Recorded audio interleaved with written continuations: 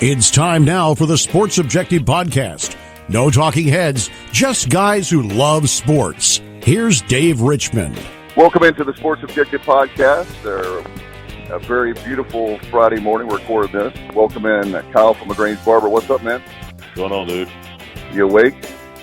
Wait, partially. This is Breakfast with Kyle. Yes, it's partially just waking up. The other part is I'm sick. So. All right. Well, you know what? We love you, man, because this time of year, as we saw the baseball team, you're playing hurt. You're not injured, but you're playing hurt right now. So we appreciate you're a real teammate and that you're trying hard. Now, let's the fans know that you're in there and you're really trying to win. So that's what it's all about for this podcast. All right. All right. And how about you, Bubba? How you feeling, man? Doing well. It's a beautiful 60-degree morning here in Kannapolis, and it's making me think. I'm not running. I'm walking. I'm not going to try to run and do the podcast, but we'll be running after we record. But okay. But yeah, it's almost like it's 4 months later, and it's early to mid-October. Yeah. The way it feels out here, it's got me ready for some Pirate football and a winning record going into October. Yeah, this weather's been fantastic the last few days. I love it. Yeah, it's been perfect. And hey, Kyle, I want to bring you in and Bubba because we've got a great show. That's my adjective for today for you. Kyle loves all my adjectives, my superlatives for how great the show is going to be or how it's going to turn out. But we have two great guests, don't we, Bubba, before we get started with our roundtable? We do. We're going to catch up with Connor O'Gara from Saturday Down South and Saturday Tradition. He covers the SEC and the Big Ten. He's a 2012 Indiana alum, so it's awfully fun catching up with him, talking some football. And then we also caught off with Curtis Thieman. Curtis is with Port City Films, and Curtis was on the show last September, right after opening weekend, talking about the intro video that was called Enter the Pirate, and that was a very big hit. So we're going to see what's in store this year, not only for the intro, but maybe other things. That's right. We got some breaking news. I'll just go ahead and say it. So you got to listen to this podcast, and you'll be we're the first to break some news on there. So I'll just say that. That's called a tease in our business. And but we're not going to tease you about the roundtable. I just want to say, guys, it's Kyle, you follow football closely. So do you, Bubba. Huge weekend for the Pirates. A lot of big names coming in for recruiting purposes. And we're off to, as we said in a previous podcast, we're off to a great start. I think our last one, we have 6 great commits. And I don't know how many, we don't have to get a numbers game of how many we need for this year. But I know before we started this podcast, Kyle, we need more than 6, right? Correct, yeah.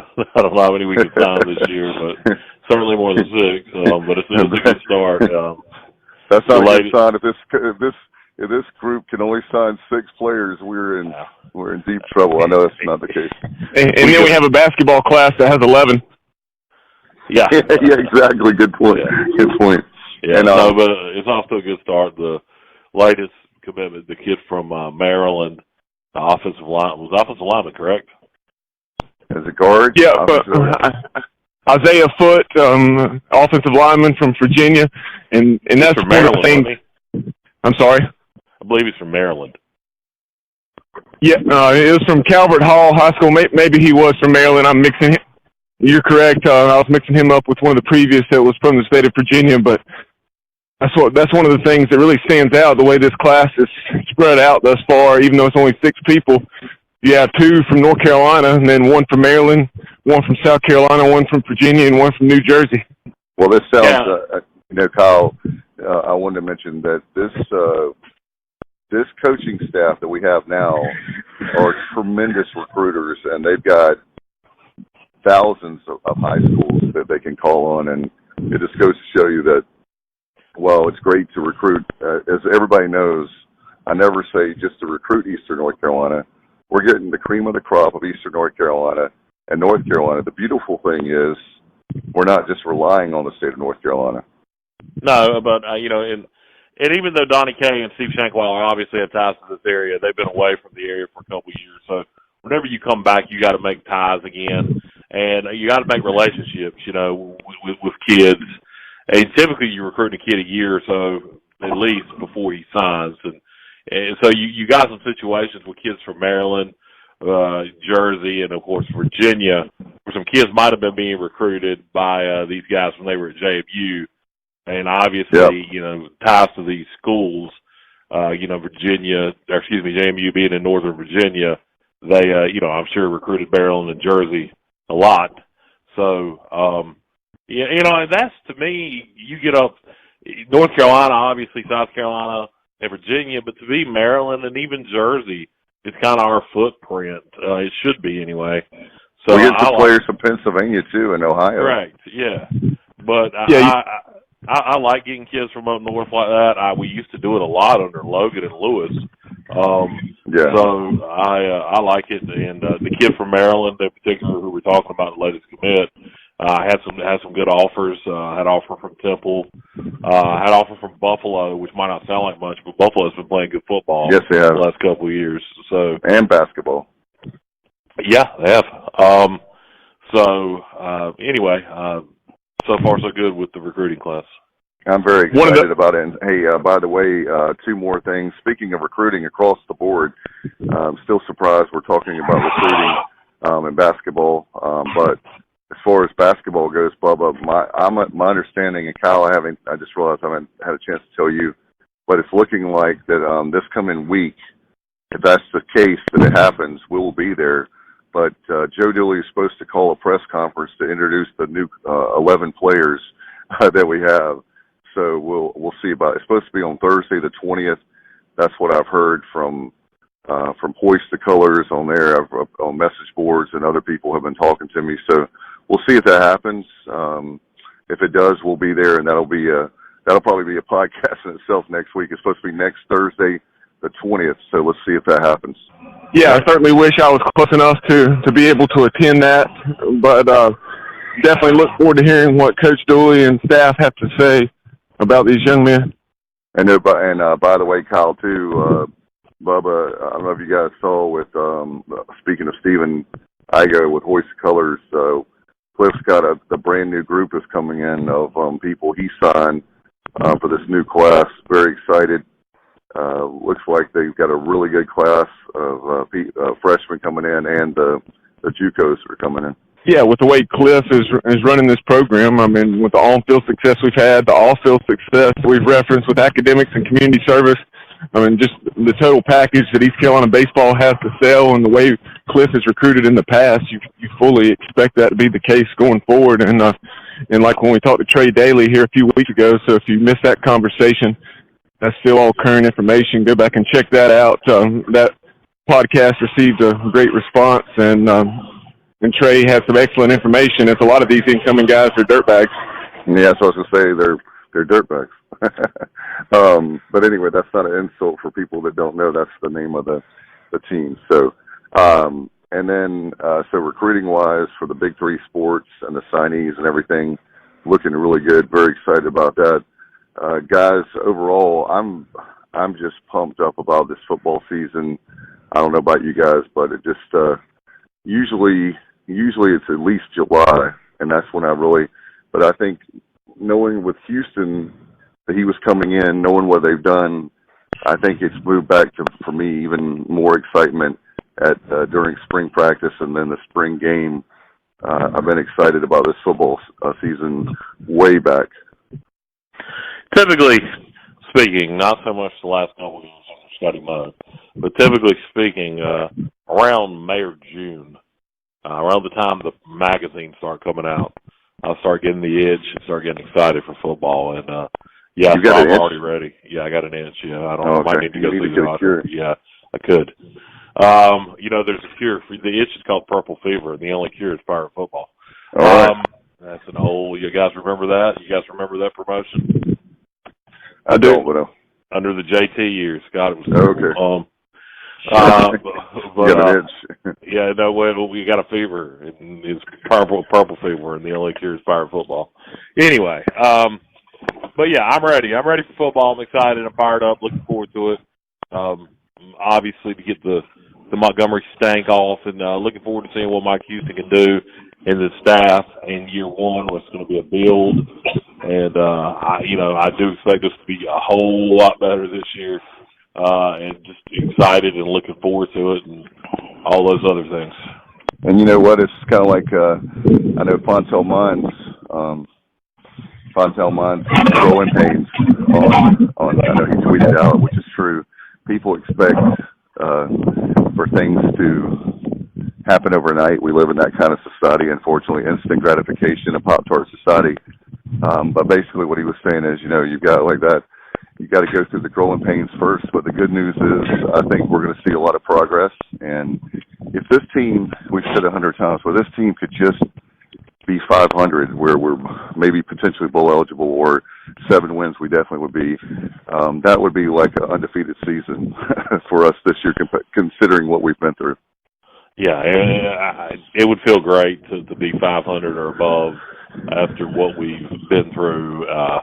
It would be a huge step in the right direction. I do think, as we know, the schedule is favorable for that, non-conference wise. There's some wins out there to be had.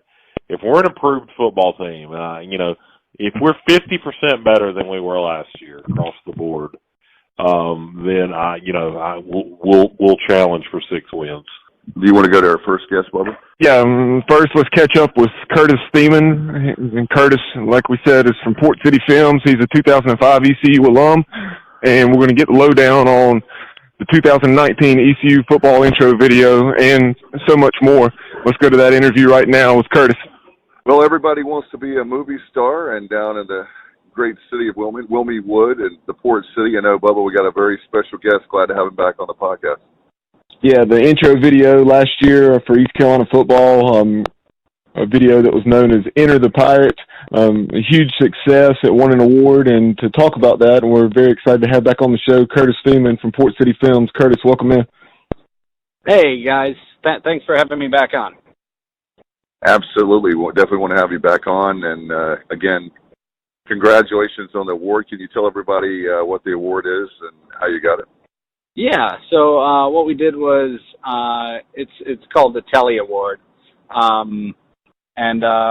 We submitted as non-traditional media because it wasn't something that airs on TV or what was meant for online. So we were in that batch, and we won a silver, which is in our 14 years of making videos, it's our 3rd time bringing home a silver on a project. So it was exciting to get that.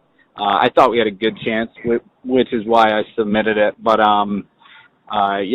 so we got that, and the trophies are in the mail. All right, that's awesome. And for those that may not remember, you're a graduate of East Carolina. You graduated in 2005, right? Yeah, I graduated in 2005 and moved straight to Wilmington and have been producing videos ever since. And finally got to do the ECU entrance video, and some people seem to like it. So we're happy and honored to be a part of that. Curtis, speaking of people liking it, what kind of feedback did you get from Pirate Nation? Did you hear a lot from the fans about liking the video? Because to me, last year, for the most part, it was about the highlight of the game. Yeah, we got really good feedback. There's always people who are not going to like things, and there were a few people that I came across online who were saying they kind of prefer the animations or they don't know what the big deal is about. But that was about the harshest that I saw. I actually did something you should never do as a filmmaker, and I was digging for trolls. I was looking for the people that hated it and wanted to pick it apart, and I'm sure they were out there. I just didn't find them. So yeah, by and large, people really liked it. They got what we were going for, and it was really cool to see the reaction and have people tell me like what their favorite part is, like if it's the pirate smiling when he turns around, or the state light it on fire. Lighten it up. I mean, so there were almost everybody I talked to had really good things to say about it, and I tell them that was our first shot at it, and we're excited to take another. Very excited to hear about that. I was concerned if, even though the great reaction I got, you always wonder if ECU alma mater and our alma mater would go back again. You know, they said, well, should we do somebody else or whatever? So I was glad to hear that you guys get a second crack. Can you give us any kind of details? I know you don't want to give it away, but is there anything you can tell us besides it's going to play at the September 7th, the Gardner Webb at 6:00? Well, yeah, I can tell you there's going to be it's going to be a different video. There's going to be we're keeping some of the same pieces, but I can tell you it's going to be different. We're re-editing it. We're shooting new player stuff, but so it's going to have a whole different feel. It's going to have a whole different energy. But you know, people will recognize some of the key pirate scenes. But we're picking up some new pieces too. So it's one of those things that obviously I'm going to keep that close to the vest. But we also just got officially brought on to make a new video for ECU football, a video that will play at the beginning of the fourth quarter. So awesome. Okay, awesome. Yeah, for the no quarter. It's the no quarter video, and I think you guys have that exclusive. I don't think anybody else knows about it yet. All right. That's all. Hey, I got Curtis, I have a idea for you. Kyle is a great actor. He makes a great Jack Sparrow. I can put him in a pirate outfit and get him. I'd be the fattest Jack Sparrow you've ever seen in your life. I look like I hate Johnny Depp. We'll bring it on. I was going to ask you, Curtis. You indicated by the intro video that we're going to be reusing, or you're going to be reusing the video from last year, and it sounds like adding to it and editing it rather than shooting something completely new. Right. Okay. And then can you tell us anything about the no quarter video? Do you have an idea what you want to do for that, or you still? Yeah. So we've been scouting locations. We've got our location. I don't want to specify that just yet because the inks. Well, you know, we don't have anything in writing yet. But I will tell you that we're going to shoot it live action. It's not going to be an animation. And we're working on shooting it on a ship. So that way we've got as realistic as a set as we can get, and we want to make it as rough and tumble as our entrance was last year. So we're excited to get underway. We'll be shooting that and what's the new parts of the entrance video in July. Okay. Curtis, as you've gone through this process, our new head coach, Mike Houston, is very well known for his pregame speeches that he gave at James Madison. Have those come up at all? Like, for instance, there was one where he's talking about he had a key in his hand, and he said, and this right here is the key to the front gate of the damn stadium. So have those speeches come up at all in incorporating Coach Houston? So I actually I met with Coach Houston, and we spent a little time together. He gave me a tour around the new facilities, and we talked a lot about what he wants his message to be. What you know, I want to say things without saying things, but we want to bring the spirit of this program, Mike Houston's football program, into the video, and we want to make sure it's clear that this is a whole new thing. It's a whole new era. And I'll tell you, meeting him face to face and spending 30 minutes with him, I'm a fan. Yeah, he's an intense. No question about it. Yeah, no question about it. No doubt. Sure. He reminds me of Coach Buzzcut from Beavis and Butthead.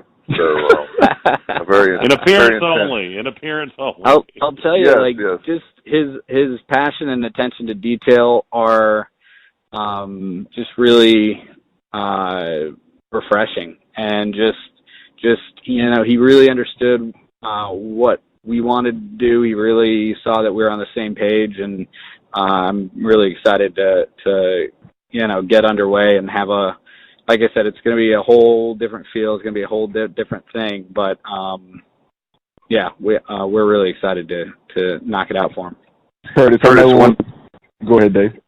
I just had a sidebar question for you, and then we'll get back to the Pirates. Being that you're a filmmaker, not to talk about the actual bill or anything, but I want to get your feel on. I know there's your fellow filmmakers in Georgia maybe going through a tough time because of the abortion bill, and there's Right.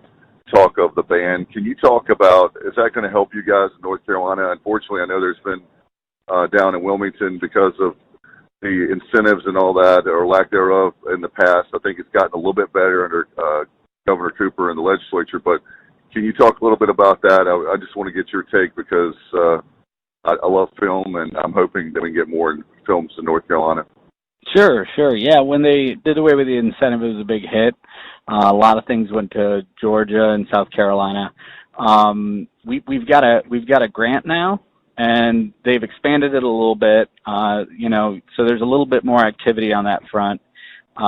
It's interesting to see what's going on in Georgia. It would be amazing if they turn their back on an industry that's so ingrained in, especially in the Atlanta area. But it'll be interesting to see if people do start pulling out of Atlanta. I think North Carolina will definitely get a boost. I don't want to say that I hope that happens, because it's just the whole thing's unfortunate and ridiculous, and but I just think that it's sad that we lost what we lost here in North Carolina, and we're getting a little bit of it back, and hopefully that trend continues, because there's so much talent here. There's so many great professionals here, and they just want to work and tell stories. No doubt about it. It's I love Wilmington. I love the area, and certainly I hope that we can get more stuff, and not necessarily from. And another great thing about North Carolina, it doesn't necessarily have to be stuff that's being filmed in Georgia or South Carolina, Louisiana, wherever. It could be new stuff, right? New projects to come to North Carolina. Right. Yeah, absolutely. Curtis, what else do you guys do at Port City Films? I mean, besides make films for East Carolina, obviously, you got to be doing other things. I sit around all year waiting to make my ECU videos. Wow. No, we make videos for, we've got a variety of clients, mostly like corporate videos, higher end commercials. We work on TV and film projects some, but our base is really in the corporate world. We travel all over the U.S. making videos for people, and that's about it. We do some original content. We pitched a TV show 2 years ago now, and so we're going to continue to do some of that, but for the most part, just sticking with our clients and traveling around, making whatever we can. In fact, the backstory that's really cool is, as far as you making the entrant to video, is, in fact, the late great Kim Reeves, the wife of Brian Meador. She's the one that got you in contact with Brian, right? Right. Yeah, that's exactly what happened. Kim was a friend, and I worked with her, and I still work with the High Street Yale Group, based out of Greenville, and one night she asked me if I have any connections with people who make sports videos, and I hadn't met Brian at that point, but I knew of him, and I just told her, I was like, Kim, if this has anything to do with ECU football, then I need to know that right now. And she just messaged me back, you need to talk with Brian. So the rest was history. When I met him, we're the same person. So he instantly got my passion. He got the vision, and Brian's the person who really just got in there and got me in front of the right people and made it happen. And he's been such a great person to work with, and now a great friend. Now, Curtis, I know there's nothing more that you can divulge as far as the content of the videos, but I know when we talked to you back in September after last year's video was unveiled against North Carolina A&T, so you talked about how that process it was kind of sped up, how you had to do it in 6 weeks as opposed to 2 months. Right. Now this year, being that you're just editing and then adding some things in and what have you, but you are a new no quarter video. So can you talk about the process? I know there was 4 days of shooting last year. Yeah. This year we're probably going to have about 2.5 days. It's something that I feel better about, because we're not going to be doing as much on the VFX side. So we're going to be shooting a lot of practical. I mean, we're going to be doing a little bit of that, but most of what we're going to be doing is more practical, which means just not as much computer animation. There's not, we're not putting storms out the window of a pirate ship. We're not doing, the players on the beach were CGI'd in the background. The fire overhead shot, that was CG. The close-up shots were real fire on the beach, but so there's not as much there. We'll be shooting in July, and I feel pretty good about our timeline because I can control what's in front of it now. Last time they contacted me, I already had projects booked, and we just had to kind of work around stuff, and it was really. Right. It was really intensive. So, I mean, I think we finished it really with about 4 or 5 days before kickoff. So, it was one of those things that we knew it was going to be close, and we knew we could, we thought we could do it. So, it turns out we could, and that's good. And I was just hoping that we'd get called back to do it again. Whenever you have a new administration and you have new people, we have the new coach. We've got just a lot of new people at the top there. You just worry that they're going to say, "Oh, we need new blood," and I'd be waving my arms like, "Wait, where's the new blood?" It's very exciting. The video. Can you talk about? I know you can't give every single detail, not about the video, but can you talk about the process of what you guys? I know you're not starting from scratch, but can you talk about what? I know you said this could be like 2.5 days of shooting, but how many hours is that? So we're gonna be shooting. We're gonna be doing night shoots for both the players and the no quarter video. So we're probably gonna be about 8 hour shoots. And then we're gonna do a couple pickups in the studio. That I can't really go more into detail on, but okay, that's fine. I will say this: the no quarter video. Obviously, we all know the general story of what that entails, but it's going to be different. We're completely rewriting it. It's going to be a whole different thing, and it's going to be hopefully really cool and really exciting. Can you talk about how many people are on the project as far as helping you? I'm still in the process of putting together our crew. It looks like we're going to have the same director of photography as we had for the original entrance, which is great. He's a good friend of mine here in Wilmington. I think we're going to have most of the crew and the equipment that we had last time. I can say that in the no quarter video, we're looking to have multiple people as talent, so it's not just going to be the pirate on the ship. But yes, that's about all I've got for you. All right. So Kyle may the have pirate will have a crew. Maybe Kyle will be part of the crew. That would be awesome. I would pay money for that, for sure. I know one thing, filmmaking is not easy. I had a chance to be a part of a film and spent Dave, we don't need to talk about that. No, it's not one of your films, Kyle. I was up for it was shot in Raleigh. I was up 38 hours straight between all the downtime, the uptime, and basically the only time I had off was to go to work, literally. So it was not easy. It was free. We got free food. That was our payment. But it was an interesting process, and I have a deeper respect for you guys in the film industry. Oh yeah, no, it is a process. Almost everybody we had on set for our Enter the Pirate is a film professional. They're people that work in the industry. They're people that work on the films and the shows that come through. So when you put those people in a room, man, it's fun to watch because it's not us having to run around and wear a bunch of hats. You've got people that just they live and breathe that role. So when you put them all in the same place, man, it all comes together. And we had such a good team, and that's why the video was so good. We really put together like an all-star team of like my favorite people to work with in town, and they all loved it. Everybody had such a good time, and they've had so many people come up to them when they mention what they worked on and surprise them by saying, "Oh my God, that was such a great video." And they're like, "Oh, you saw that?" They're like, "Yeah, I mean, because we're in Eastern North Carolina. There's Pirate fans everywhere." And just the reaction was great. And to watch them experience that was fun because they don't really have a tie to the school, or they didn't before that.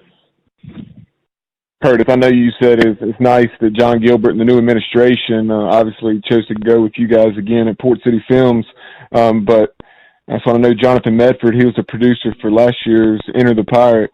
Right. In addition to Jonathan, because I know he's an alum, were there any other Pirates? And because it's nice to see Pirates doing business with Pirates. Yeah, for sure. Jonathan's my business partner, so Jonathan will be on this. Actually, Jonathan and his wife made the E.B. Warren sign in the first video. They made that from scratch, so now that sits in my home office. But yeah, John's going to be working with us on this. There are a couple other pirates in town who work at different production companies, and they're friends, and they said if I do anything again to tell them. So I'll probably have them out. There was kind of a funny story that happened during Enter the Pirate. There was a local filmmaker who's very talented, and we've talked about working together, and we hadn't been able to work together, and he was a big NC State fan. So I told him I had a project, and I wanted to work with him, and he was like, "Yes, let's do it." "What is it?" I go, "Show up at my studio. Here's the time. Here's the date. I'll show you what we're doing when you get here." And he showed up and he walked in. He was like, "Oh, this is cool. What is it?" And I was like, "This is the inside of a pirate ship. We're making the ECU entrance video." And he lost it. But he thought it was funny, and he was still on board, and he had a blast. So it was really fun working with him. And we did have one State fan on set, but he was outnumbered greatly. So it was Jonathan Medford that was responsible. I know you said for the E.B. Warren sign for the Rams skull being on the E.B. Warren sign, because that was a nice touch. Well, that was actually my idea. That was in the original storyboard. That night that Kim messaged me, I storyboarded it, and I was like, and in our original pitch a couple years ago, when they actually turned us down, I said, the one caveat is there will be a ram skull in this video or I will not make it. And they laughed, and then they looked at me and they saw that I wasn't laughing. And so when I got to make it, a Tar Heel skull went in it, and next year there might be another little Easter egg. Well, Curtis, we certainly appreciate your time. I really appreciate you coming back on the show, and I can't wait to see here in 2.5 months for the the home opener against Gardner-Webb on September 7th, what we have headed our way, and I know Pirate Nation will not be disappointed, that's for sure. Yeah, well, thank you guys for what you do, and appreciate you having us on, and we'll keep you updated as soon as we can. All right, thank you, Curtis. Appreciate you very much, man. All right, go Pirates. Take care, guys. All right, bye-bye. Thank you very much, Curtis. How about that, guys? Some breaking news. How'd you feel about that? Sounds, I'm looking forward to see what he's going to do with the no quarter video. Loved his intro video last year. It was fantastic. It really was probably the best part of the football game. It was twice. So, right? We had it twice. So the no quarter video. Looking forward to seeing what he's going to do with it. It's cool that he broke it on our podcast. Exciting stuff, and I'm looking forward to seeing it. We won't see it until September. The first home game of September. Maybe they'll give us a preview at Meet the Pirates, at least on the intro video. We'll see. That'll be cool. Yeah, we'll see. How that works. Certainly look forward to the no quarter video playing, and there being people in the stands and not being down 4 or 5 touchdowns. And I look forward to what he was saying as far as it not being animated. I think that will be really cool with it being more like the intro video. Yeah, the animation was cool. I love that under Terry Holland. It was certainly better than anything we did under Pomper Vinegar. But the animation was starting to look a little dated. So, to see the live action stuff will be cool. Yeah, well, now we're getting a chance to see that, and it won't be long, guys. It'll be right around the corner for sure. All right. Speaking of which, with football being around the corner, Bubba, I know we got our next guest is awesome. Yeah, it's a very popular website. It's SaturdayDownSouth.com and also SaturdayTradition.com.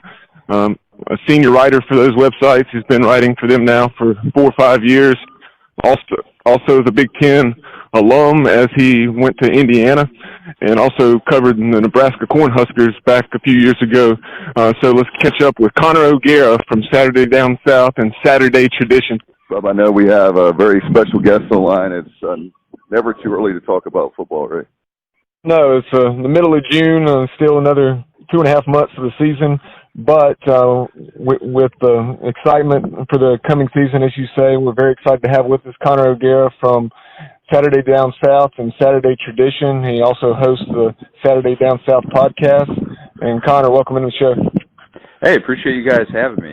2.5 months is a long time. Can we just get this thing started already? Exactly, Connor. Thank you for coming on. I think the guys with it being in East Carolina, we talk football 24/7, 365. So we'll be glad to do that anytime. Wanted to. I know that you cover both the Big Ten and SEC, and the Big Ten is more like your home, even though I know you're in Orlando. But can you talk about the conference itself? And there's a lot of question marks and storylines going into 2019. Yeah, it's a weird time in the conference right now, just with this first year of the post-Urban Meyer era.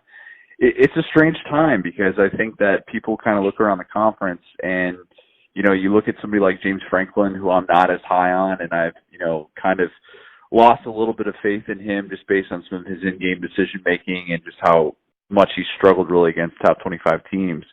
And you kind of look and say, well, the conference is now more up for grabs than it's ever been. And who's going to be the team that's going to make that next step? Is it going to be a team like, Wisconsin that returns to what we're used to seeing but is coming off a disappointing year? It's going to be Michigan State, a team that, again, coming off a disappointing year but has shown that upside with Mark D'Antonio in the playoff era.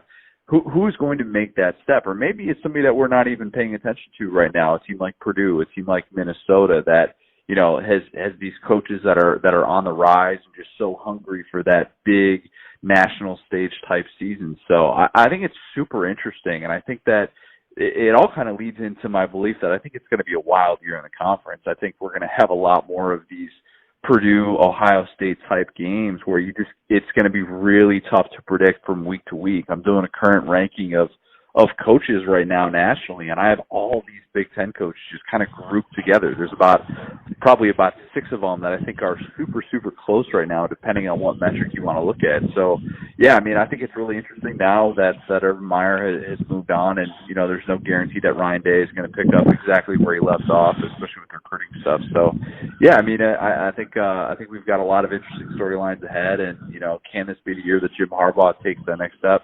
Who knows? But, it'll be interesting to see kind of what shakes out. That was one of the questions I had for you.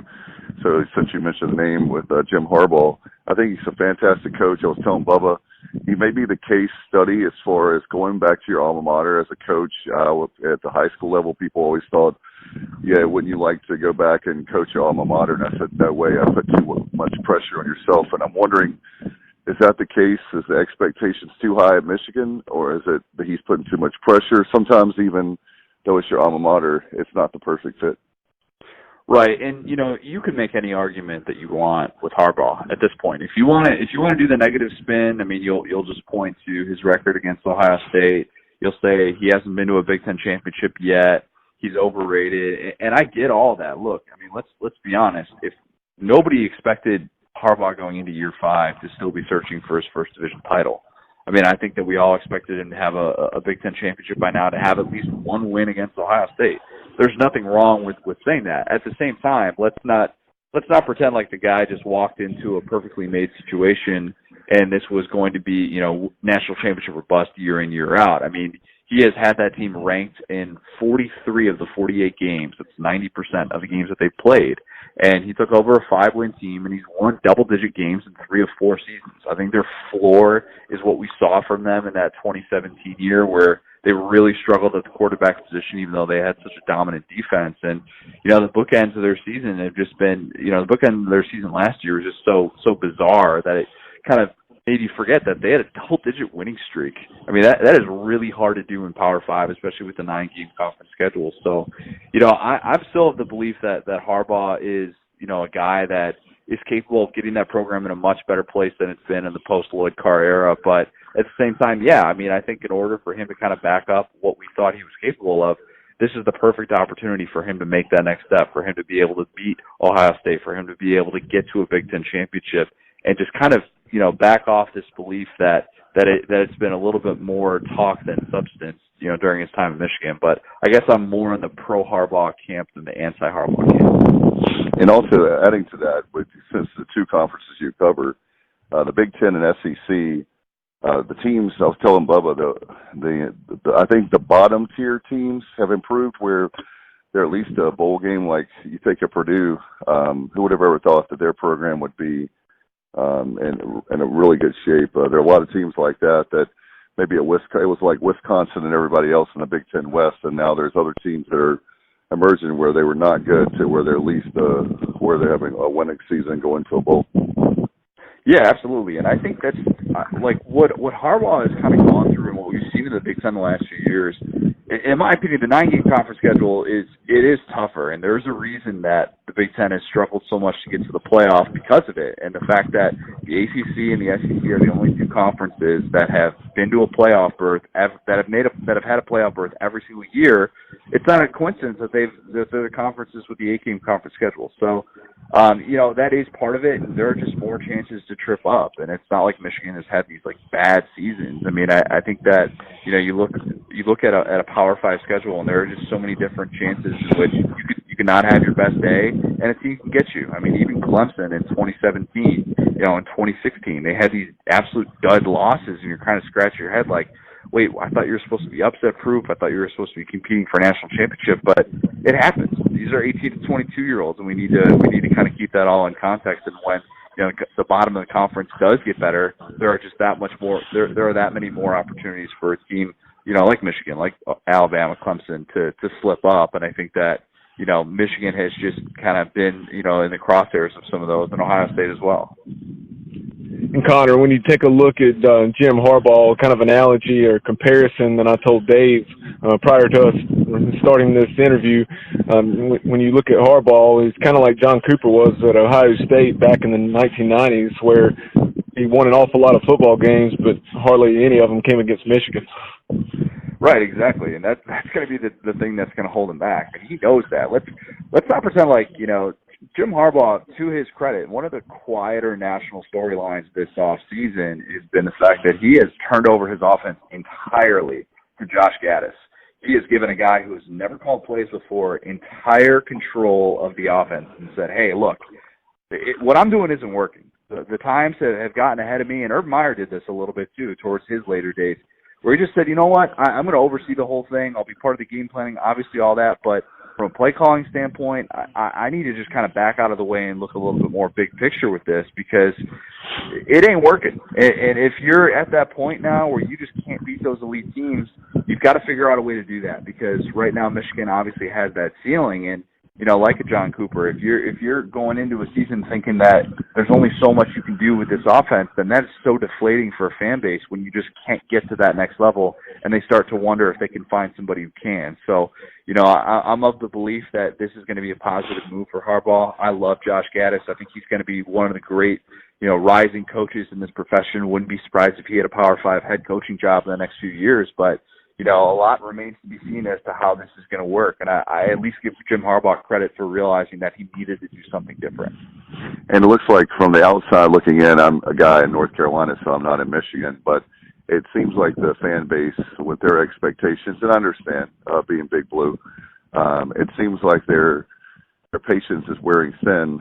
And like you described, I mean, you take a situation like Harbaugh, he's one of the best coaches. And I was telling Bubba, it's kind of ironic because hypothetically speaking, if he has a bad season or a mediocre season and they fire him this year, I'm not advocating for that.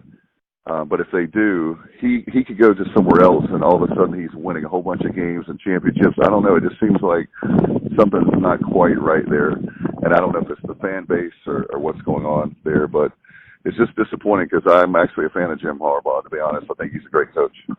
Yeah, I mean, I don't buy into the belief that he's on the hot seat, because I think what we tend to do with these things is we dismiss the AD coach relationship, which is really all that matters when it comes to this, because the AD is the one who makes that decision. And Wardy Manuel loves Jim Harbaugh. I mean, loves him. To think that he's going to pull the trigger and fire him after he loses again to Ohio State or something like that, to me is a little bit ridiculous. You know, if you're looking at this as a make or break year for whether or not he's going to be around in 2020, I would say that's going a bit too far. I think Wardy Manuel has a lot of trust, a lot of patience in Harbaugh, and he knew that, this thing was going to take a little bit of time, even though he won big early and he got off to such a great start in 2015 and had that turnaround year where he doubled Michigan's win total. I think in order for him to get to the place where he needs to be, he needs to have some trust in this and have some trust in this move. And even though Wardy Manuel wasn't necessarily the guy who hired Jim Harbaugh, that relationship is still really, really strong, and there have been zero indications that he's losing faith in Harbaugh. I think it's gonna take, one of those years where he gets over the hump for everybody to kind of back off that stance and say, all right, this guy is going to be here as long as he wants to be here, which, in my opinion, I don't think he's going back to the NFL at any time in the very near future unless something happens, off the field or, that relationship sours. But there's been no indication of that so far. Connor, go ahead, Dave. I was just going to mention for both conferences you cover, I noticed that 24/7 CBS Sports, they had a predictions, and I know it's early and it's everybody's guess right now, but interesting one they had for me that I love the coach because he was an American and now it is alma mater, Nebraska, but they had Scott Frost and they have the prediction of 11-1, and I just will get your thoughts on that because I thought that was a little strong. I think he's a great coach, but 11-1, I thought, I know that he's building something. He's a great coach, but I was just kind of shocked by that. 11-1. Wow, I have not seen that yet. No, if Nebraska were to go 11-1, I would be willing to make some sort of wager about walking from here to Wood River, Nebraska, where Scott Frost is from. It's funny. I actually we've kind of followed a similar path in a weird way. Like, I used to live 20 minutes from his hometown in Nebraska. I spent 2.5 years out there, and then I came down to Orlando, and he followed me down here, obviously. But no, now that he's back in Lincoln, everybody is extremely fired up just because of the way that they finished the season. And I knew the hype train was going to take off if he had a finish like he did, because, you really look at the last 6 games and, they went 4-2 and they lost 2 games by one possession to teams that finished in the AP top 25, and those games were both away from home. So, I think that if you're a Nebraska fan right now, I would still be a little bit worried about what the defense is going to be able to do, right? I mean, that's never been Scott Frost's forte. Even when they had that turnaround at UCF, the defense was still a big liability, and I think that right now you're excited about what you have coming back in Adrian Martinez. I think he's one of the top 10 quarterbacks in the country, and I think that he could be in the Heisman conversation if he makes some of those steps this year. But at the same time, 11-1 is lofty, and I think the division is gotten better. Like we talked about, some of those bottom feeder teams in the division have risen a little bit in recent memory, and I think going 11-1 is such a tall ask. And if Nebraska finishes with a top 20 season, in my opinion, that would be a victory. But yeah, I don't see the conference championship or division championship happening just so soon in the Scott Frost era. And Connor, something I was going to bring up about the Big Ten West.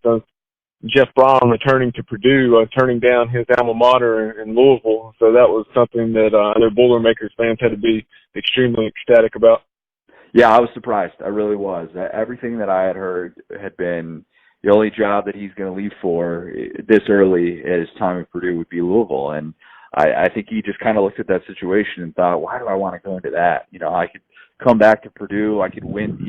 Look at the praise that the guy's been getting for, 6-7 win seasons. And, you can come back and know you're going to have Rondell Moore for the next 2 years, a guy who is going to be a preseason All-American, is going to be possibly even in the Heisman conversation, depending on what he's able to do from a production standpoint in year 2. But, I think he just looked at that situation and thought, I got a pretty good thing going here, and I could play in a division that, is relatively up for grabs right now. And, you've seen the upside with what his team can do. The game against Ohio State last year just shed a lot of light into the belief that he can make this thing go. It's just going to be the consistency. Right now, he's still struggling with that from a week-to-week basis. And I think last year, they were super inexperienced. And I think that at times that really came out. You can't lay eggs against teams like Rutgers, and you need to be able to, I know they were still able to pull away, but, you need to be able to kind of beat the teams that you're supposed to. And I think right now that's what he's still working towards. But yeah, if I'm a Purdue fan, I am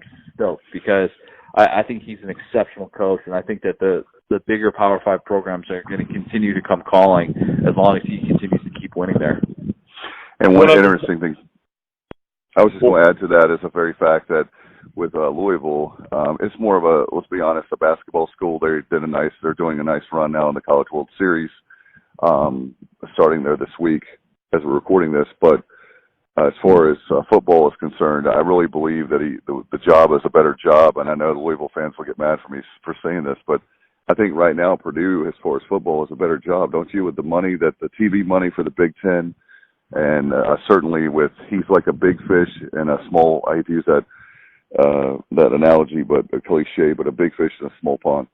Yeah, no doubt. I mean, he's the third highest paid coach in the Big Ten now. I mean, that's what that Big Ten TV revenue can do for you, and I think that Purdue fans have a reason to come to the stadium now. I haven't looked at the attendance numbers over the last 2 years, but man, they've got to be just off the charts because during the Darrell Hazel era, attendance there was disastrous. It was awful to watch, and there was no reason to show up to that stadium to watch that team play in a given Saturday. And now with all the trick plays that he runs, like that dude is fun, and I think that he's so great for college football. And even if he's not, winning a division title or something like that, I think it makes Purdue so much more relevant and so much of they just have more of a national brand now. I mean, they didn't have a national brand 3 years ago before he showed up there, and now, I mean, you're getting to the point where they're the team that runs the fun offense. They can have multiple quarterbacks. They've got Rondale Moore, who everybody knows about already, and I think that he's got a good situation going there, and he kind of wants to see it through.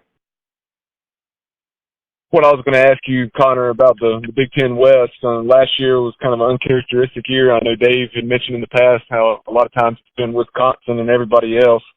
But you had Northwestern. Pat Fitzgerald's done such a solid job at his alma mater. But do you anticipate Wisconsin being right there in the running for the West this year? Of course, they have Jonathan Taylor, the running back, that a lot of people are anticipating being a Heisman Trophy candidate. Yeah, I think Wisconsin will kind of return to form a little bit this year. And, last year I was on record saying I had more confidence in Wisconsin than Ohio State. And Wisconsin was a preseason playoff team for me last year. And, it was disappointing. It really was. And part of that was because of injuries, and part of that was just horrible quarterback play. And when you're not able to stretch the field that way, there's only so much you can do. And, credit a back like Jonathan Taylor, who's still amazingly enough improved his rushing totals from year 1 to year 2. He's a preseason Heisman Trophy contender. The thing I want to see with him is the ball protection. I mean, he has put the ball on the ground way too much in his career. That's the only thing that's preventing me from saying he's the top back in America. I'd probably rather have Travis Etienne over him just for that simple fact of, if you're going to do that, you can't be considered the best at your position, in my opinion. So I think Wisconsin's going to be interesting with a new quarterback. Are they going to finally get that game changer in Graham Mertz? Is this going to be a team that can take that next step and get back to what they were at, in 2017, where, they're going to consecutive New Year's Six Bowls and you're feeling good about where that program is? And, I think last year was just kind of a punch to the gut a little bit. But the good thing is, you do have Jonathan Taylor coming back, and you're able to keep an impressive young coordinator in Jim Leonard, somebody who is going to have some big-time opportunities ahead. So if I'm Wisconsin, I still feel pretty good about my situation, and like I should be in the driver's seat to win that division, though it's not going to be easy. I had one more question for you as far as the Big Ten. One of my questions is, God rest his soul, the original co-host of this podcast, Dave Shepard, went to Illinois there in Champaign. He laughed at that. He was obviously a huge Bears fan. He said there were a lot of alums there that he had talked to that was not happy with the Lovie Smith hire. Do you think that will will he survive another year? A lot of people, I saw the prediction for 24/7. I think they said 4-8 for the regular season. But what are your thoughts on Illinois? As somebody who grew up a Bears fan as well in the suburbs of Chicago, rooting for Lovie Smith's Bears, I've seen all sorts of Lovie. Rex is our quarterback. That was, I've been hearing those words for a very long time. So plenty familiar with Lovie in the job that he took on. The issue for me is that, look, Josh Whitman hired Lovie Smith a few months after he got on board there as athletic director, and he made the controversial decision, I think it was like in March, to go with Lovie. And, he said, Bill Cubit, I appreciate what you did as the interim guy taking over for Tim Beckman, but, I gotta take a chance here. And Lovie Smith was his big gamble, and he has put a lot of money into this, commitment that he's made to Lovie. And I have a tough time saying that Josh Whitman is going to look at Lovie and say, you're gone. After this year, if they don't, get to a bowl game or something like that, just because that first year with Lovie where he missed out on the recruiting cycle, they were calling that year zero. He has done a lot of things to make you believe that he's going to have all the patience in the world with Lovie. Having said that, I am not of the belief that Illinois is making it to a bowl game this year. I still think that with the quarterback situation is such a complete and total mystery, it's hard for me to put that much faith into this group when, they've just been smacked in the face repeatedly in conference play the last few years. And, even last year I went down to Tampa and I saw them play against USF, and I was like, what in the world is this team doing? Like, why is this team just getting absolutely destroyed by a Group of 5 team, back in 2017? And it's tough for me to envision a scenario where they make that big leap. But at the same time, I think the more likely scenario is Lovie walks away than Josh Whitman fires him. I think there's a scenario in which Lovie could realize, hey, like I bit off more than I could chew. This is a tougher job than I realized at the time. And I don't need this at this point in my life, this point in my career, and I'm just going to hang it up and I'll pass it on to somebody else. But I don't think Josh Whitman is in a hurry to fire him unless things go really, really south this year. Let's move on to the SEC. I know, Bubba, we talked earlier this morning about the different ones. I want to start off with a team that I was surprised. I listen, obviously, to Sirius XM and ESPNU Radio, and I'm hearing a lot of people big on LSU this year with Coach Orgeron. I just want to get your thoughts on that. They really liked the Tigers this year. Yeah, I'm high on LSU as well. I mean, I remember, going into last year, everybody was saying, Coach O on the hot seat, blah, blah, blah. Yeah. And then he handles that schedule that looks brutal. He handled it super well. And the thought was, if he could just get through 2018, if he could survive 2018, he is set up really, really well for success in 2019 because you knew Joe Burrow was going to have another year of eligibility, obviously.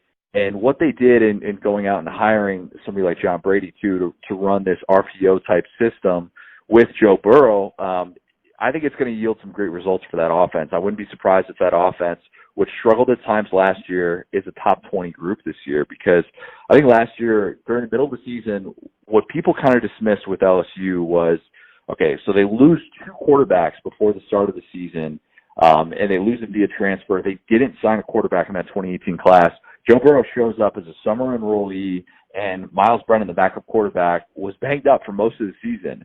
And when you have a quarterback in that situation, and when your tackle situation's not very good, and you don't really have a lot of confidence in that, you can't really do a whole lot with your starting quarterback. You really need to protect him. There's only so much that you could do, and I think Steve Ensminger was handcuffed at times, and I think that there was only so much he could do when he wanted to be able to roll out Joe Burrow. He wanted to be able to use him as a runner, much like he was able to do finally at the end of the season, especially against Texas A&M. So I am high on the Tigers for a variety of reasons, that being one of them. I'm a big Joe Burrow believer. I think he has complete and total control of that locker room. And I just think that Coach O is super underrated right now. I think people are dismissing the fact that he has 10 top 25 wins since he took over for Les Miles back in 2016.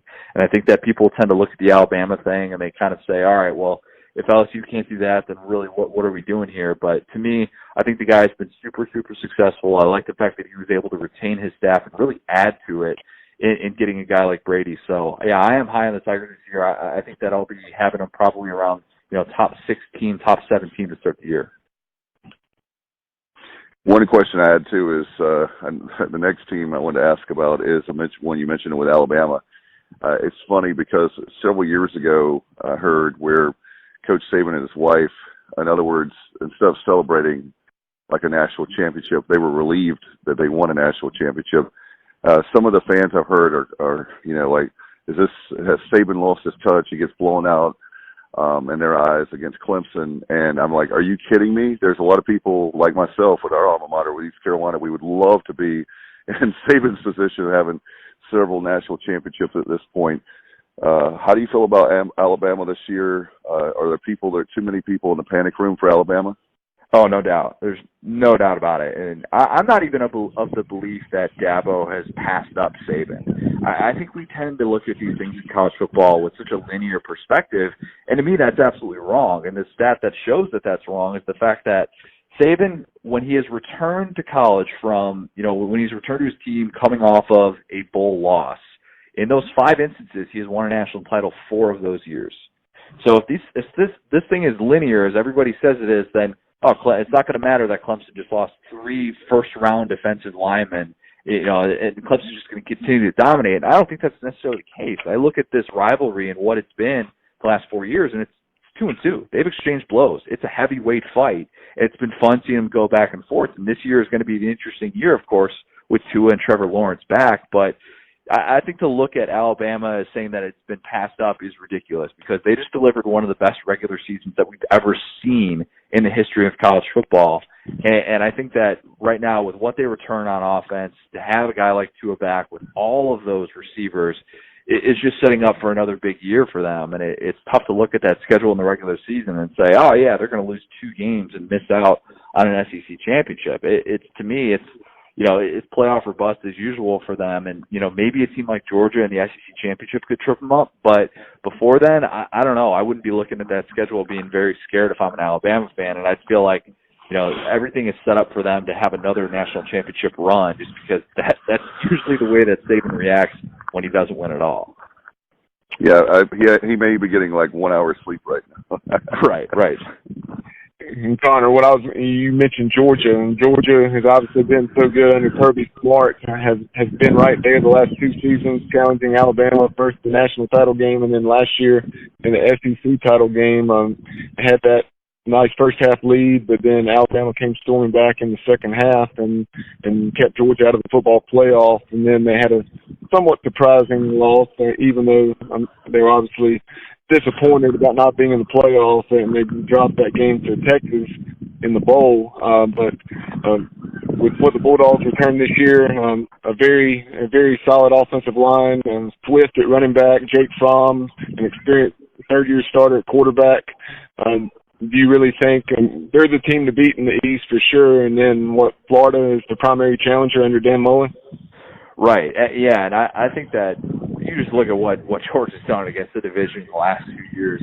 They haven't won a division game by less than 14 points in each of the last 2 years. I mean, that's how dominant they've really been in the SEC East. And right now, I don't think there's anybody on Georgia's level, and that includes Florida. And I know that Florida has been looked at as this next challenger, next team up. But, Florida went 3-3 against the division last year, and in 5 of their 6 games in the division, they were trailing in the fourth quarter. So to me, what Georgia has done is distanced itself so well, and I think that this year is super interesting, just with having a much different quarterback room than what we thought. And the fact that this is likely going to be Jake Fromm's last year, we assume it's going to be in DeAndre Swift as well. We're not as worried about the running back situation down the road at Georgia because of all the depth that they have there with guys like Zamir White and James Cook. But there is a lot of pressure on this team to win a national championship this year. I mean, let's call it what it is. When you haven't won one since 1980, when you have a quarterback as good as Jake Fromm, when you've been on the cusp and just right there is a lot of Georgia fans who want to see Kirby take that next step and show, hey, look, this isn't just Mark Richt 2.0. I've got to be able to deliver on a season like this when you have this much talent, and when the division just seems like it's absolutely yours, and you have such a favorable path to get to a conference championship game. This is the type of year that you need to be able to deliver one. And I think that right now, if I'm Georgia, I'm feeling really good about that. They have questions at receiver, they have questions on the defensive line, but man, you got Jake Fromm back with that running game, that offensive line. This team should be able to do some very special things. And playoff is the beginning of those expectations if I'm a Georgia fan right now. Connor, two teams that come to mind as far as speaking of expectations, with Tennessee and South Carolina, two great programs as far as when you think about, especially Tennessee with the coach, with Jeremy Pruitt. I like him, and I like the fan base, and I love their Neyland Stadium. And you look at Will Muschamp, and a lot of great people there in upstate, Columbia, South Carolina. What do you think about those two teams? They seem to be where the fans' expectations are high, but yet if they go 8-4, 9-3, somewhere in that ballpark, it's a disappointing season. Gosh, it's interesting, because if I was going to bet on one team to improve its win total from 2018 to 2019, it's Tennessee. I mean, if we're sitting here at the end of the season and Tennessee isn't going to a bowl game, we're all stunned. I mean, we're like, what in the world is going on? The schedule is set up super, super well for them to be able to have a nice little improvement this year. It's a different story if you're South Carolina. South Carolina right now, you can make the argument it has the toughest schedule in the country. And I think that there are people that look at the non-conference matchups against a team like Clemson, obviously, and you still have those tough crossover draws to be able to, to have to face Alabama this year. You got to face Texas A&M. It's brutal right now. And the tough thing is that Will Muschamp, I believe it's 10 straight games against ranked opponents that he's lost. And that has always been his thing is, he can't quite get that over the hump victory. And, if you're South Carolina right now, I don't think that 2019 is the make or break year for Will Muschamp. I do think that it is 2020. I think that the situation that he's in with his current athletic director tends to yield a little bit more patience than we think of these things. But yeah, I mean, talk about two programs that are kind of viewed right now on the outset of going in opposite directions, right? Where South Carolina looks like at the beginning of last season, everybody's talking about them. Can they overtake Georgia? Can they beat the Dogs at home? And now the question is, man, is South Carolina going to be able to win 7 games this year with that difficult schedule? Whereas Tennessee right now, I think that the hope is that they can get to that 8-win mark. So yeah, two teams just in very different spots right now with their respective head coaches, one of which feels like you worry that you've seen the ceiling, and another you hope that the ceiling is yet to come. And Connor, they also, Bubba knows this, our alma mater, East Carolina, they pulled out, they bought us out they were supposed to come to Greenville this year in 2019, so I guess they didn't want to lose to us. No, I'm just kidding. But we actually have to play Gardner Webb because they bought us out instead of coming to Greenville. For some reason, they don't want to come to Greenville anymore.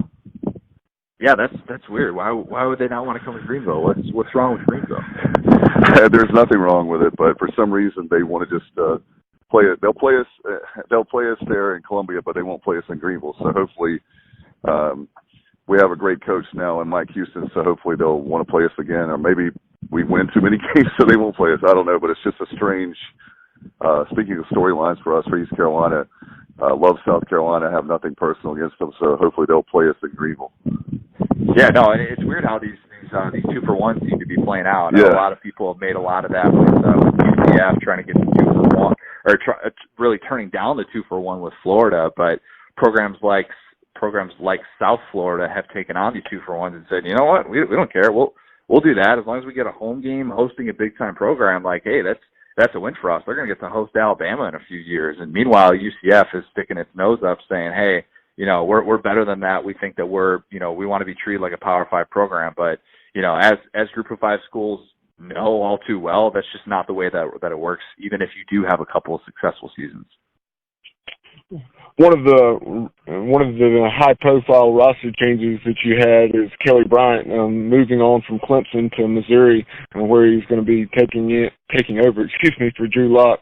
So can you talk a little bit about that and maybe some other personnel changes that people might not be aware of? Yeah, what an interesting little storyline that I feel like in years past this would have been like one of the big off-season storylines.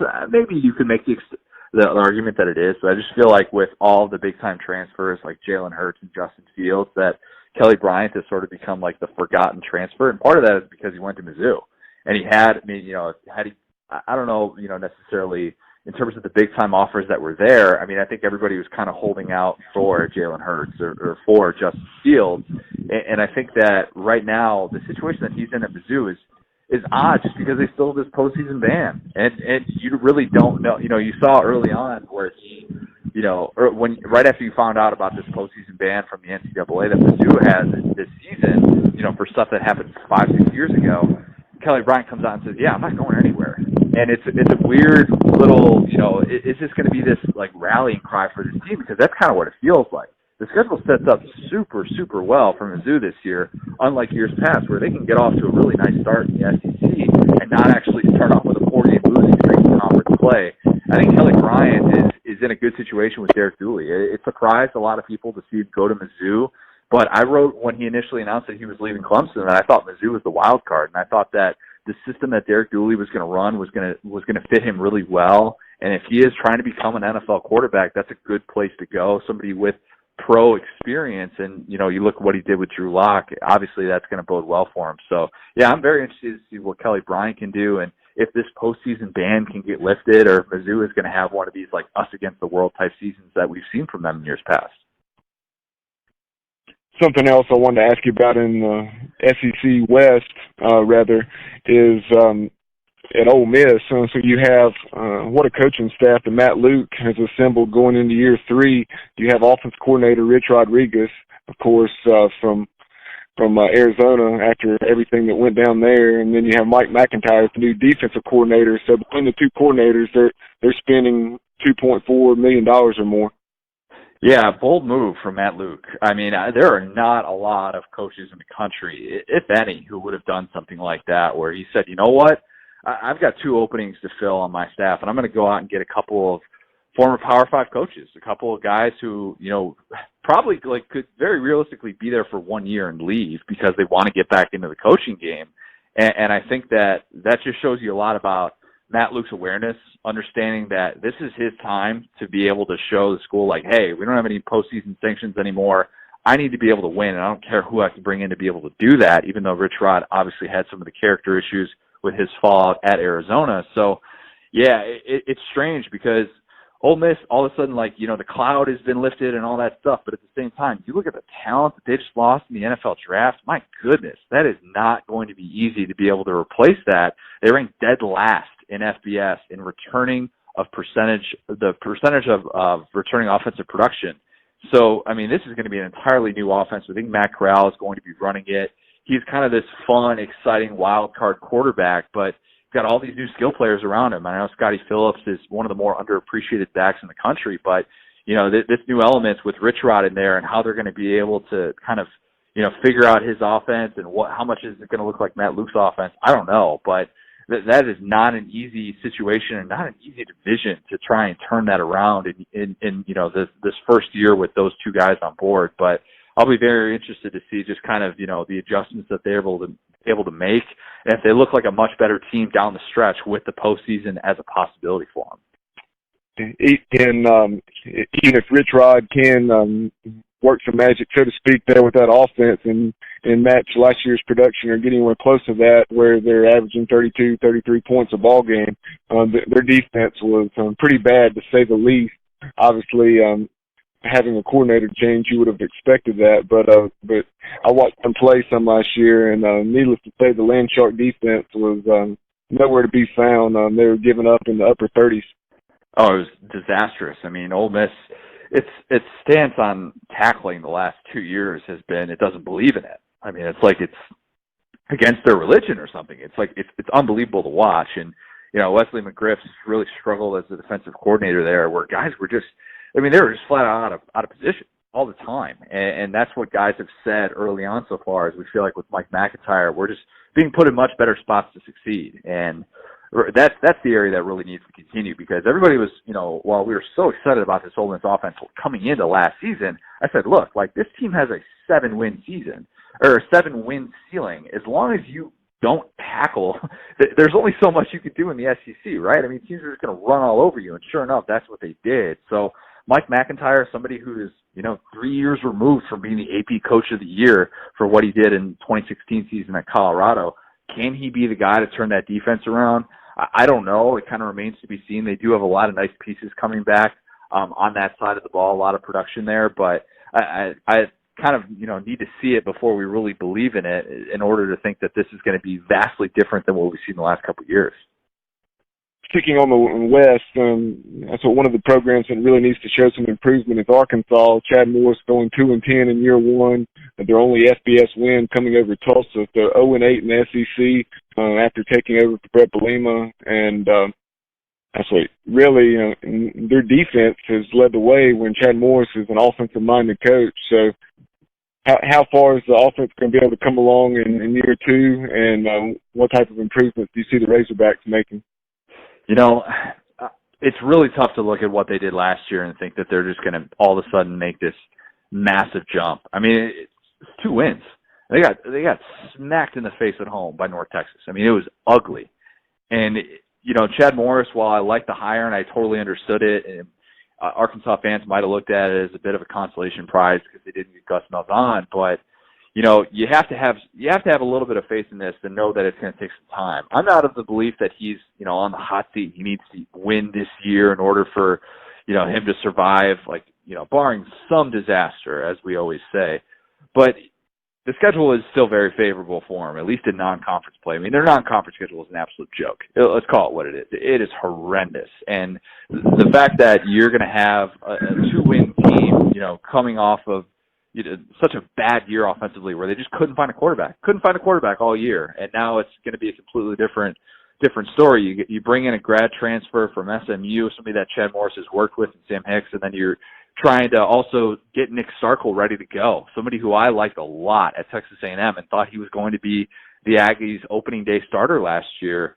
But the issue with him is learning the offense. He still has 2 years of eligibility left, so that's a good thing. But what is this offense going to look like? Can Trey Knox be one of these game-changing dudes that team really needs? I don't know. I like Rakeem Boyd a lot. Their tailback, too, as well. I think that they have some nice skill players there, but there was such a big transformation that Chad Morris needed to do with that offense. It was that entire offense was just built a completely different way under Brett Bielema, and now he's trying to transform it in year two. I still think that there are some very tough times ahead for that group, and I wouldn't be surprised if they miss the postseason again. And then you have Texas A&M. Texas A&M is a team that showed tremendous improvement last year under Jimbo Fisher, even though the record didn't necessarily reflect it. They have an extremely difficult schedule this year. And so I've seen a lot of people saying, well, I think they're going to be even better, but the record's not going to necessarily reflect it. Do you think it's going to be maybe Texas A&M or Mississippi State or maybe even Auburn? Who do you think is going to be those primary challengers along with LSU in the West? I would still tend to think that it is going to be A&M. And I know that the schedule, it's brutal. I mean, it's really tough. And that's why I look at 2020 is the year that kind of makes a little bit more sense, especially if Kellen Mond comes back too, because I like him a lot. I think he's the third best quarterback in the SEC. And I questioned why Jimbo Fisher wanted to go with him to start last year when he was he looked like a freshman under Kevin Sumlin. I mean, it was bad in 2017, and he looks like a completely different player. The fact that he can stretch the field so much, he can take off with his legs. He's a guy who, can stand there and take a hit too. I really like what he brings to that offense.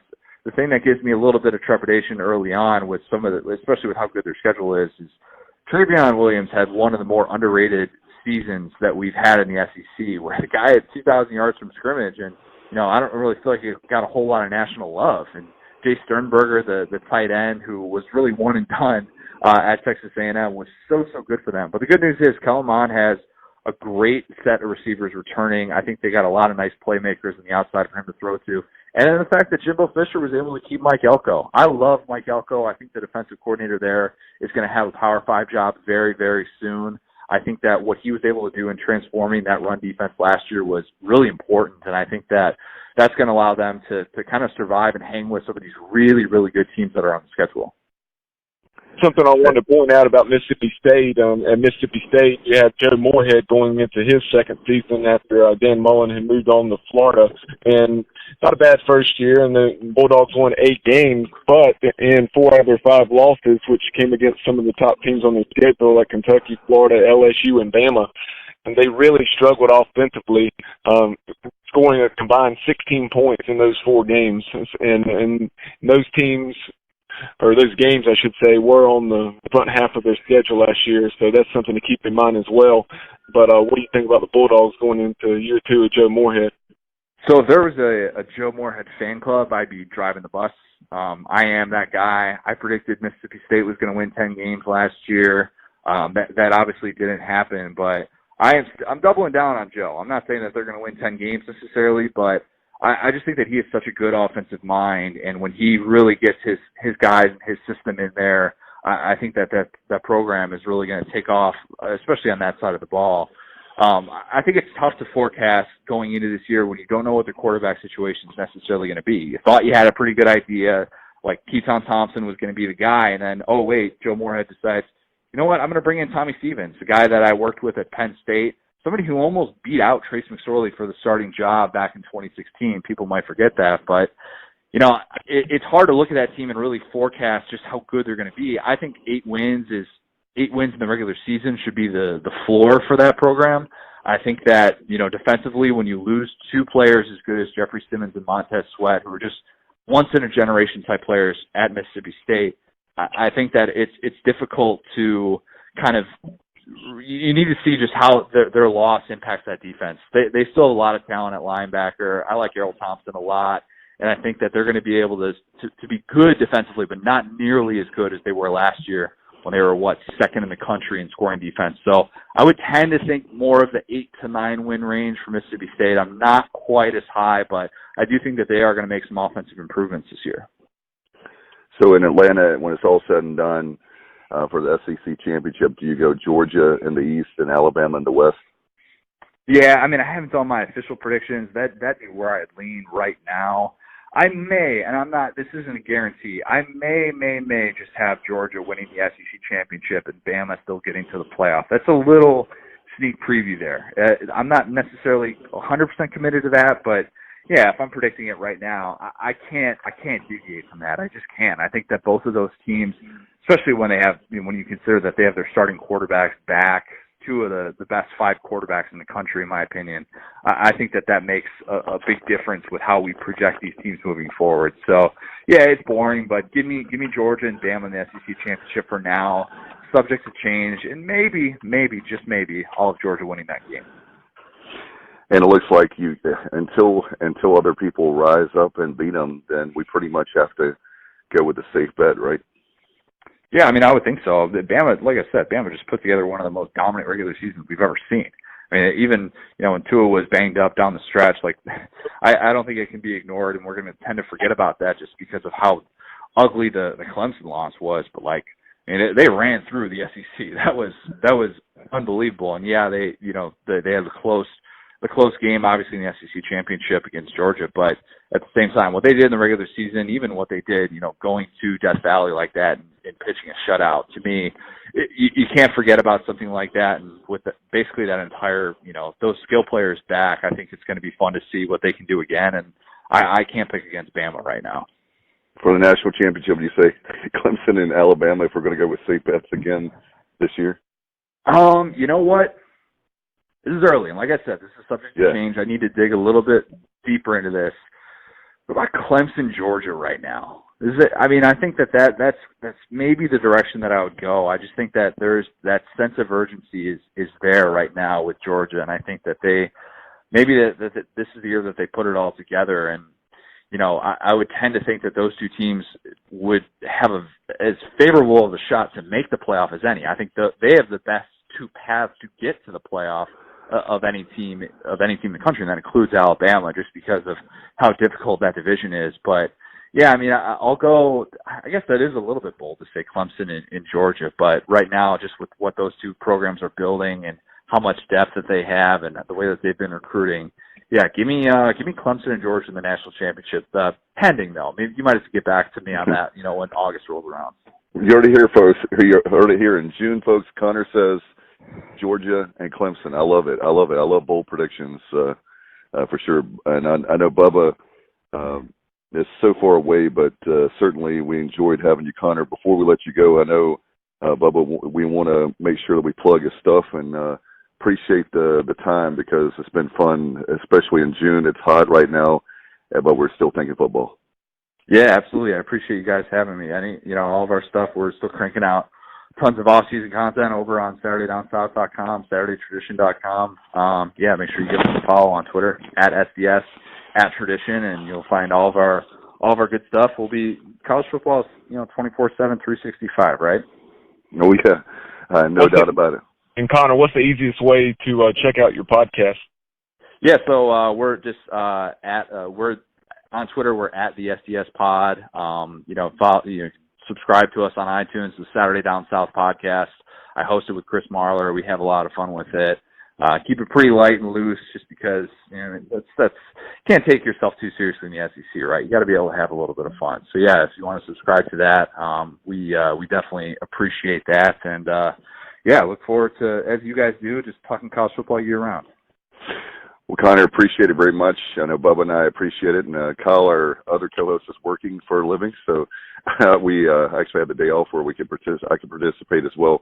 Thank you so much. We look forward to having you back on this summer, right before the season starts.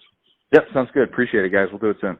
Thank you very much, Connor. Appreciate you very much for all that you do. Connor, thank you very much, and that was a great preview of the Big Ten and SEC. So one thing you'll learn this year, we'll have our previews again of all the different conferences. The good news is that it'll be they won't be jam-packed, and we were starting our new team in July of last year, so we got a little bit of a leg up this year, and great stuff there. Before we go, guys, I know that we've got a lot of stuff coming up. Do you want to talk about promo some stuff? Yeah, on our next podcast, we'll be catching up on the first appearance from Chris Phillips with the Spurs Up Show. He obviously covers the South Carolina Gamecocks, and in addition to talking about the Gamecocks, we'll talk about the SEC as a whole. So looking forward to that chat with Chris. He does a great job covering South Carolina. Also looking forward to something we have this summer for SoundCloud, Bubba, the 50 Days, 50 Great Pirates, right? Yeah, mid-July, July 12th to be exact. So going from July 12th up until before game day, August 30th, we will have 50 Days, 50 Pirates. And so we'll catch up with some of the best players in East Carolina football history, including the likes of Shane Carden. And Kyle, I know that you and I came up with the idea for the watch party. We're going to start that for this summer as well. 6 great episodes, and appreciate you and I working together on that last year. And we had so much going on being that we had to table it for this year, but that's going to be awesome. Yeah, looking forward to it. Talked about it last year, going to do it this year. So it should be a cool idea. It's a cool idea. Hopefully it'll come off well. I think it will. One thing we've got to do, guys, is we got to make sure that we have we got to be ready for it. We got a huge idea that we're going to launch. We'll talk about that next month, but it's going to be exciting for Pirate Nation. If you love football, right, Bub and Kyle? Yeah. If we'll tease it right now. If you love football, you should like this idea. Another upcoming guest that I failed to mention, Dave, is last summer and fall we caught up with Peter Burns from the SEC Network. Does a great job hosting College Football Live and some of their other programming. Talk about college football, so we'll have Peter Burns on the show to talk a little SEC, but then also the national picture.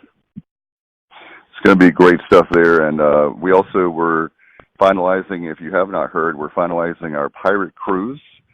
So the travel agent, Dana is her name, and she and I are going to finalize stuff, and so we have an idea. We know it's going to be Charleston to the Bahamas, so we're working on the itinerary and all that kind of stuff, and we'll be having her on the show pretty soon, so we can go ahead and get the dates out, and that's going to be a lot of fun. And Kyle, hopefully, I'm hoping you and Bubba can go. I know that you expressed some interest. Don't you think it'll be cool? Yeah, it's a cool idea. I talked to Jessica about it. Hopefully we will be a part of the Pirate Cruise next summer.